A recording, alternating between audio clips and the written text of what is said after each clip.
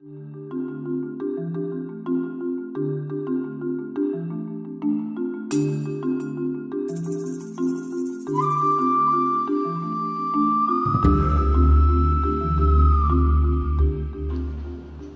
is Buddha's thing. But I'm just doing this. I'm not going to wisdom of selflessness, although I previewed it here. I'm not going to the compassion of interconnectedness, although I previewed it, because we're stuck here on suffering. Because we want to develop transcendence, renunciation, abandon, whatever you want to call it, the ability to be detached. Which doesn't mean that we couldn't be engaged, but it's a different kind of engagement. Detachment is the first step in beginning to free yourself from being caught up in illusory objectives, in time-wasting, life-wasting objectives. You're going to be rich, you're going to be famous, you're going to be beautiful, you're going to be strong, you're going to do this, that, the other. Well, you won't get it all done, and once you get it done, you lose it all anyway. What is death to a person who has spent their life consumed with gaining wealth? It's when the hand that holds the pen that writes the checks can no longer hold that pen and doesn't even know where the bank is. And when someone else, their executor of their estate, is writing the check. And doing all kinds of things with their cash that they would never have done.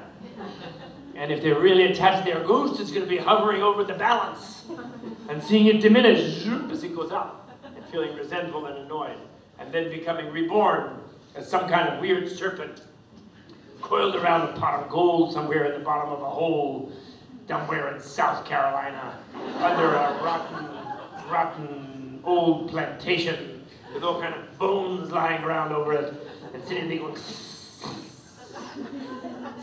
short for buy, sell, buy, sell, buy, sell.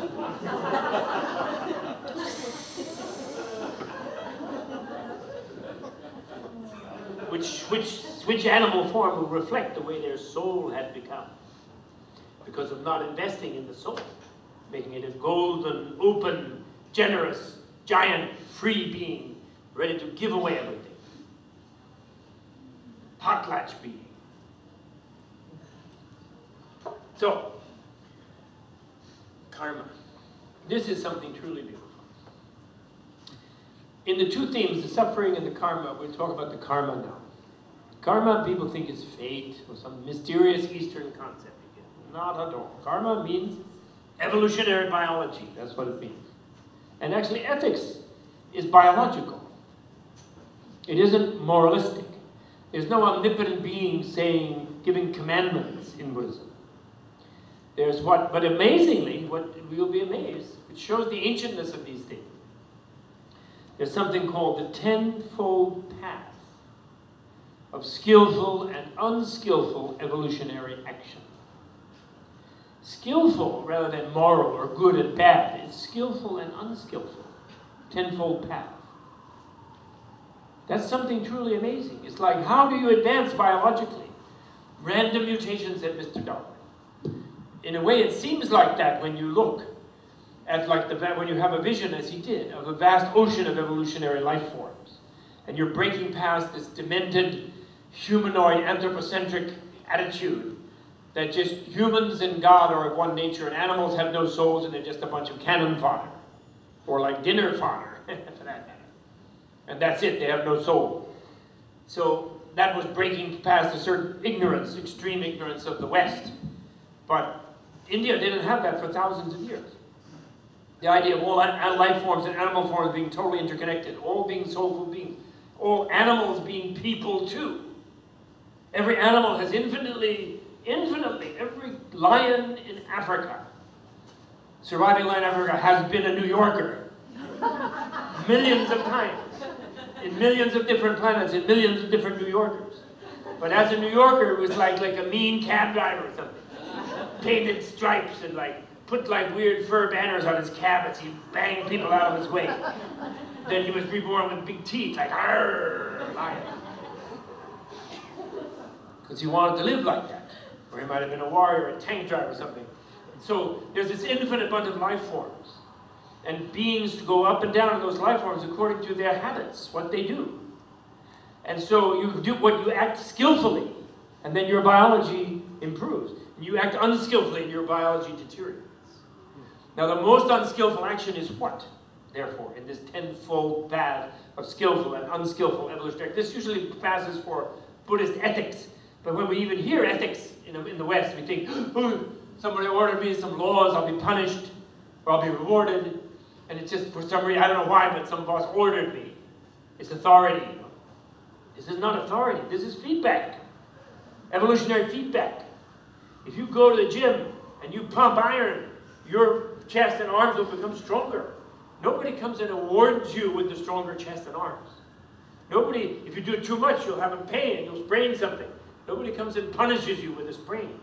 It's either skillful or unskillful action that changes the morphology of your being. And that is played out over an infinite screen of life.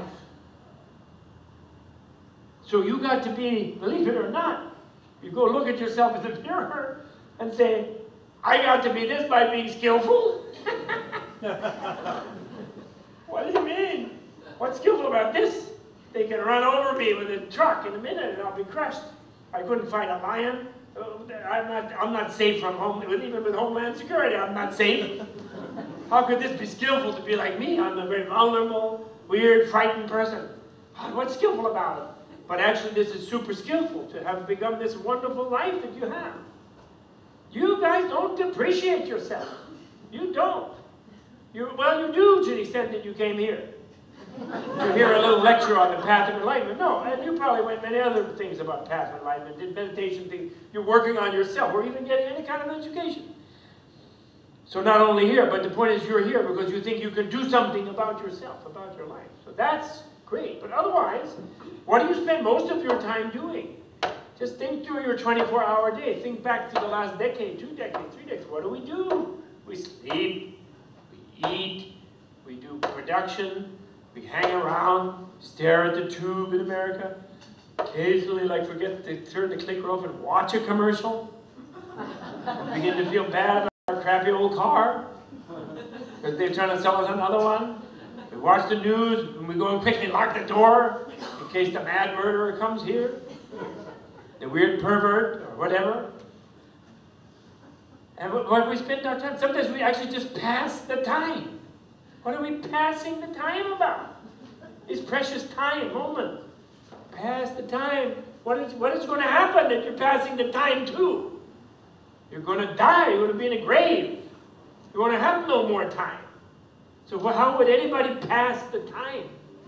I'm just passing the time. Like, wait